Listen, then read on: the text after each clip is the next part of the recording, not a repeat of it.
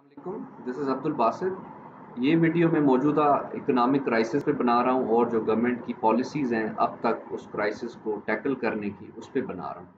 तो इस वीडियो में मैं पर्सनल व्यूज़ रिफ्लेक्ट करूँगा, जो मेरी पर्सनल थॉट्स हैं, पर्सनल अंडरस्टैंडिंग है। एज़ अ टीचर मैं ये video, as a student, as a researcher ये वीडियो मैं बना रहा हूँ।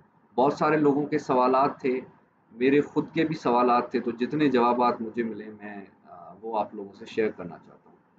तो हम सुन रहे होंगे अपने आसपास के हमारा मुल्क जो है वो balance of payment crisis experience कर रहा है, और बैलेंस ऑफ पेमेंट क्राइसिस के नतीजे में हमारा जो करेंसी है वो तेज़ी से डेप्रिशिएट हो रही है, और हमारी जो इन्फ्लेशन है वो डबल डिजिट पहुंच चुकी है, 13.4%।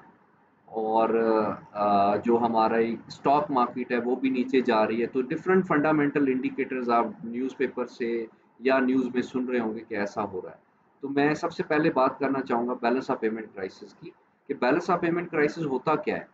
जब भी एक मुल्क के जो इंपोर्ट्स हैं वो उसके एक्सपोर्ट से ज़्यादा मार्जिन से ग्रो कर जाए, मतलब इंपोर्ट जो है, इंपोर्ट बिल एक्सपोर्ट रिसिट्स के कंपैरिजन में बहुत ज़्यादा वाइड हो जाए, तो उस कंट्री का ट्रेड डेफिसिट बहुत ज़्यादा बड़ा हो जाता है। और जब ट्रेड डेफिसिट बड़ा हो जाता है तो डेफिनेटली जो चीज़ आप इंपोर्ट कर रहे हैं उसके लिए आपको डॉलर या फॉरेन करेंसीज चाहिए, क्योंकि आप फॉरेन करेंसीज आपके पास अवेलेबल कम है, because your exports are lower compare to imports. तो उस सिचुएशन में आपका करंट अकाउंट डेफिसिट बढ़ रहा होता है। और करंट अकाउंट डेफिसिट अगर ज़्यादा तेज़ी से बढ़ रहा है, जिस तरह हमारा 9 महीनों का 2000 फिस्कल ईयर 2022 का वो तकरीबन कोई 13.1 बिलियन डॉलर को पहुंच चुका हुआ था। तो इस सिचुएशन में हमारे जो इंपोर्ट्स हैं उनको फाइनेंस करने के लिए हमारे जो सेंट्रल बैंक के रिजर्व्स हैं वो 15 बिलियन डॉलर के अराउंड थे, और जिससे हम सिर्फ 2 महीनों के इंपोर्ट्स फाइनेंस कर सकते थे। ये ये जो है क्राइसिस, हम मतलब ये फंडामेंटल्स हमने देखे कि ये इस तरह से क्राइसिस की सिचुएशन इमर्ज हो रही थी। अब अगर आप इसकी रीज़निंग देखें तो इस क्राइसिस की वजूहात आपको नज़र आएँगी कि जब-जब हमने 5% का जीडीपी ग्रोथ रेट जो है उससे एक्सीड किया है, तब-तब हमारे जो इंपोर्ट्स हैं वो बहुत तेज़ी से एक्सपोर्ट से ग्रो किए हैं, और उसके नतीजे में हमारा जो है करंट अकाउंट बहुत ज़्यादा बढ़ गया है। और जब भी करंट अकाउंट डेफ़िसिट एक मैनेजेबल लिमिट से बढ़ जाए, मैनेजेबल लिमिट क्यों कह रहे हैं हम? क्योंकि हमारे पास उतने डॉलर के रिज़र्व नहीं है, उसको जो इंपोर्ट्स हैं उसको फाइनेंस करने के लिए डॉलर की जो अवेलेबिलिटी है वो बहुत कम है। तब हमने ये एक्सपीरियंस किया है। मौजूदा साल में अगर हम देखें तो हमारे जो ग्रोथ के फोरकास्ट आए हैं नेशनल अकाउंट्स कमेटी की मीटिंग के बाद, वो है 6%। तो 6% की ग्रोथ जो है हमारी इकॉनमी ने प्रोविजनल ग्रोथ जो है वो अचीव करनी है। तो जो इकोनॉमिस्ट हैं, जो बाकी रिसर्चर्स हैं, वो इसको ऐसे एक्सप्लेन कर रहे हैं कि जब भी हमारी जीडीपी का ग्रोथ जो है वो 5% से एक्सीड करता है, तो हमारा जो करंट अकाउंट डेफिसिट है वो मैनेजेबल लिमिट से क्रॉस कर जाता है, और हम बैलेंस ऑफ पेमेंट क्राइसिस में आ जाते हैं। और जब-जब हमने balance of payment crisis experience किया है, तब-तब हमें जो है बेल आउट की ज़रूरत पड़ी है, आईएमएफ, इंटरनेशनल मॉनेटरी फंड से जो है हमें सपोर्ट की ज़रूरत पड़ी है। तो रिसेंटली ये सिचुएशन थी जिसकी वजह से जो गवर्नमेंट है उसको आईएमएफ को अप्रोच करना पड़ा। इनिशियल जो टॉक्स थी वो अनसक्सेसफुल रही, क्योंकि जनरल सब्सिडी दी हुई थी। जनरल सब्सिडी की वजह से आईएमएफ एग्री नहीं कर रहा था 1 बिलियन डॉलर की जो इंस्टॉलमेंट है। टोटल 6 बिलियन डॉलर का पैकेज था एक्सटेंडेड फंड फैसिलिटी, जो कि सस्पेंड हो चुका हुआ था। अब वो रिज्यूम करना चाहते थे क्योंकि हमारी इकॉनमी ओवरहीट हो चुकी थी। तो ये समझने की ज़रूरत है कि इकॉनमी ओवरहीट होती क्यों है। जो भी हमारे जैसे मुल्क होते हैं जिनमें हम फिनिश गुड बनाने के लिए फ्यूल इंपोर्ट करते हैं, एलएनजी इंपोर्ट करते हैं, मशीनरी इंपोर्ट करते हैं, इवन फूड आइटम्स भी इंपोर्ट करते हैं। और हमारी जो उसके कंपैरिजन में एक्सपोर्ट होती हैं वो कॉटन मैन्युफैक्चरर्स की होती हैं, लेदर की होती हैं, और इस तरह की जो लो वैल्यूड आइटम्स है वो होती हैं। इस वजह से हमारा जो एक्सपोर्ट रिसिट्स हैं वो कम है और इंपोर्ट बिल है वो बहुत ज़्यादा है। तो जब भी अ, आप देखेंगे कि हमारे जैसा मुल्क जिसमें जो मैन्युफैक्चरिंग है वो करने के लिए जो नेसेसरी इनपुट्स हैं वो हमें बाहर से लेने पड़ रहे हों, तो हमारा डेफिनेटली इंपोर्ट बिल ज़्यादा होगा एक्सपोर्ट रेसिट से, और उसके नतीजे में हम बार बार करंट अकाउंट डेफिसिट एक्सपीरियंस कर रहे होते हैं। तो जब भी ऐसी सिचुएशन आती है तो हमें जो है आईएमएफ को अप्रोच करना पड़ता है, और आईएमएफ जो है वो अपनी कंडीशंस हमें बता रहा होता है कि आप ये करेंगे तो हम आपको फाइनेंस करेंगे, बेल आउट देंगे। तो मौजूदा सिनेरियो में गवर्नमेंट की पहली नेगोशिएशन जो थी वो अनसक्सेसफुल होने के बाद अभी जो है गवर्नमेंट ने कल सब्सिडीज़ जो हैं फ्यूल पे जो सब्सिडी दी हुई थी वो रिवर्ट की है, और 30% से सॉरी 30 रुपीज़ से जो है वो प्राइसेस जो है पेट्रोल की बढ़ा दी है। मतलब जनरल सब्सिडी ख़त्म हो गई, और साथ ही साथ जो सेंट्रल बैंक है हमारी उसने इंटरेस्ट रेट बढ़ा दिया हुआ है। अब ये जो दो मूव्स हैं, एक फिस्कल कंसोलिडेशन जिसे कहते हैं कि हम अपने जो रेवेन्यू साइड है, जो जो हिस्सा रेवेन्यू का सब्सिडीज में दे रहे थे आवाम को, आईएमएफ के कहने पे हमने उसको रिवर्स कर लिया ताकि हमारे पास रेवेन्यू जनरेट हो, और वो रेवेन्यू जो है हम आईएमएफ से जो पैसा ले रहे हैं उसको वापस करने में हेल्पफुल रहेगा। और जो इंटरेस्ट रेट बढ़ाने का जो मेजर है, जिसको हम कह रहे हैं contractionary monetary policy of the central bank, वो एग्रीगेट डिमांड को कंप्रेस करने के लिए सेंट्रल बैंक ने किया है। जब भी इकॉनमी ओवरहीट हो जाती है, ओवरहीट होने का मकसद क्या है कि जब एग्रीगेट डिमांड जो है वो बहुत ज़्यादा बढ़ जाए एग्रीगेट सप्लाई से। हमारी इकॉनमी का मसला ये है कि हमारा जो सप्लाई का पोटेंशियल है वो रिलेटिवली कम है कंपेयर टू जो हमारी डिमांड है।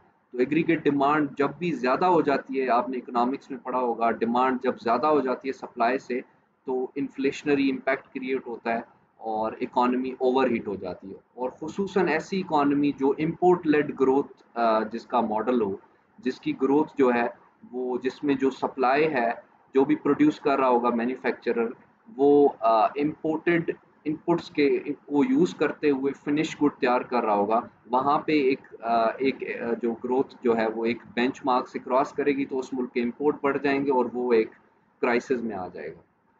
तो ये सिनेरियो था। अब कॉन्ट्रैक्शनरी मॉनेटरी पॉलिसी का जो ऑब्जेक्टिव है, जो मतलब पर्पस है, वो ये है कि इंटरेस्ट रेट बढ़ा के जो कैपिटल इनफ्लोज हैं उसको बढ़ाया जाए। हमारे मुल्क में इंटरेस्ट रेट बढ़ जाएगा तो जो हॉट मनी है टेम्परली ही सही वो हॉट मनी हमारे मुल्क में आएगी, और जब हॉट मनी आएगी तो टेम्परली हमारे पास कुछ रिजर्व बिल्ड होंगे, और वो रिजर्व बिल्ड होंगे तो हमारा करंट अकाउंट डेफिसिट नीचे जाएगा, कम होगा। दूसरा इंटरेस्ट रेट बढ़ाने का ऑब्जेक्टिव जो थ्योरी ये कहती है और प्रैक्टिस में भी आप देखेंगे कि इंटरेस्ट रेट बढ़ा के सेंट्रल बैंक एग्रीगेट स्पेंडिंग को कम कर रहा होता है। एग्रीगेट स्पेंडिंग से मुराद कंजप्शन स्पेंडिंग, जो लोग ऑटो फाइनेंस के लिए लेते हैं या घर के लिए जो बैंक से लोन लेते हैं।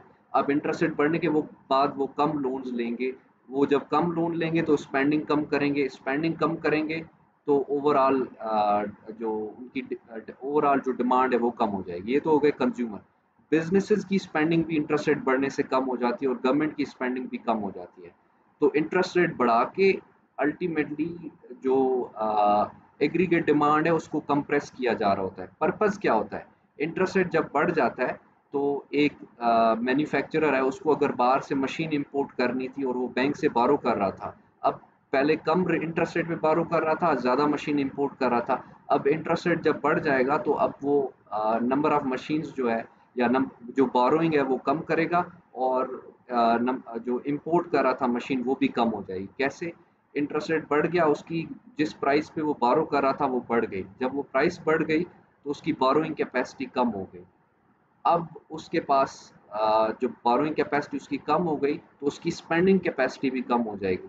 वो इम्पोर्टेड आइटम पे कम स्पेंड करेगा, कम स्पेंड करेगा तो इम्पोर्ट्स पे प्रेशर कम होगा रिलेटिवली, और जब इम्पोर्ट्स पे प्रेशर कम होगा तो ट्रेड डेफिसिट रिलेटिवली कंप्रेस होगा। ट्रेड डेफिसिट कंप्रेस होने की वजह से आपकी जो करंट अकाउंट डेफिसिट है वो भी कम होना शुरू हो जाएगा। तो पीछे ये इसकी लॉजिक आपको डिफरेंट जगहों पे सुनने को मिलेगी। और ये जो सब्सिडीज़ ख़त्म की गई हैं, इसके पीछे क्या रैशनल होगा? सपोज़ करें आप एक बैंक से पैसे बोरो करने जा रहे हैं, लेट्स से कार फाइनेंस के लिए। तो बैंक जो है आपकी इनकम स्टेटमेंट देखेगा कि आपकी पे बैक कैपेसिटी है या नहीं है।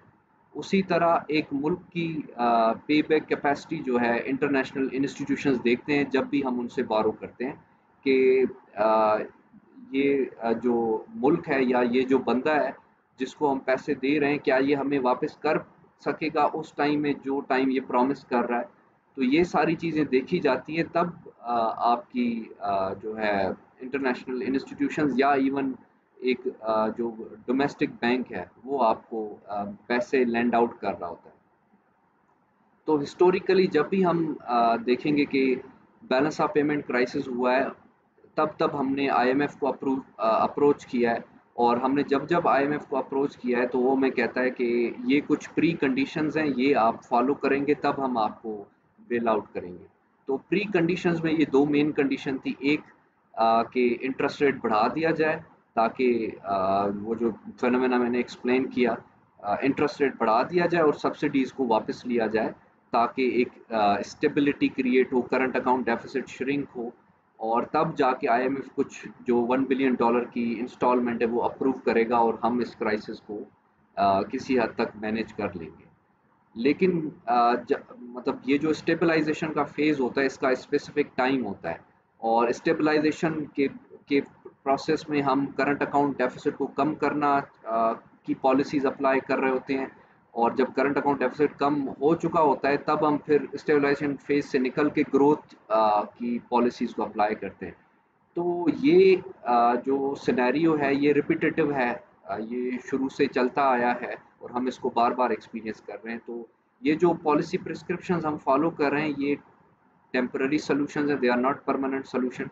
परमानेंट सॉल्यूशन क्या आता है कि हमें अपनी जो सप्लाई है उसको इम्प्रूव करने की ज़रूरत है, चाहे वो इंडस्ट्रियल गुड्स की हो या एग्रीकल्चर गुड्स की हो। अगर आप इम्पोर्ट का स्ट्रक्चर देखेंगे तो हमारे इम्पोर्ट्स के इम्पोर्ट बिल में फूड आइटम्स भी हैं, मशीनरी है, फ्यूल है और इस तरह की जो स्पेशलाइज्ड गुड्स हैं हम बाकी कंट्री से इम्पोर्ट करते हैं। और एक्सपोर्ट क्या करते हैं? Raw material, intermediate goods, cotton, cotton manufacture और लेदर और राइस वगैरह इस तरह की चीज़ें। तो हमें जो है परमानेंटली इस प्रॉब्लम को एड्रेस करने के लिए हमें इंपोर्ट रिलायंस कम करनी पड़ेगी, अननेसेसरी गुड्स को इंपोर्ट करना बंद करना पड़ेगा। और स्पेशली फूड आइटम्स में कम से कम हमें सेल्फ रिलायंट होना पड़ेगा, अदरवाइज हमारी फूड सिक्योरिटी जो है दूसरे मुल्कों के रहमो करम पे रहेगी।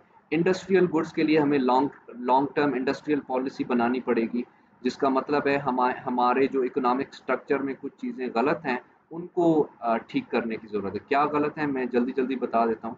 हमने कुछ स्पेसिफिक सेक्टर्स को एमनेस्टीज़ दी होती हैं। कंस्ट्रक्शन एमनेस्टी जो है इस बिलीव से कि ये कंस्ट्रक्शन सेक्टर अपलिफ्ट होगा तो बाकी सेक्टर अपलिफ्ट होंगे। अब इश्यू ये है कि कंस्ट्रक्शन सेक्टर ऐसा सेक्टर है जो बाकी सेक्टर को अपलिफ्ट तो करेगा, लेकिन वो ऐसी गुड है ही नहीं जो एक्सपोर्टेबल हो। जो चीज़ एक्सपोर्टेबल नहीं हो उसको हमने इंसेंटिवाइज किया हुआ है, और जो चीज़ एक्सपोर्टेबल है, जो इंडस्ट्रियल गुड्स हैं जिस तरह कार मैन्युफैक्चरिंग है, इलेक्ट्रॉनिक अप्लायंसेस हैं, सर्जिकल इक्विपमेंट्स हैं, इन इन चीज़ों को हमने जो है टारगेट करना है, इनकी प्रोडक्टिविटी बढ़ानी है। और जितनी भी इंडस्ट्रियल गुड्स हैं उनको हमने इन्हांस करना है, उसकी पैदावार बढ़ानी है ताकि हम परमानेंटली इस इंपोर्ट एक्सपोर्ट के गैप को मैनेज कर सकें और परमानेंटली हम आईएमएफ के चुंगल से निकल सकें। Thank you so much.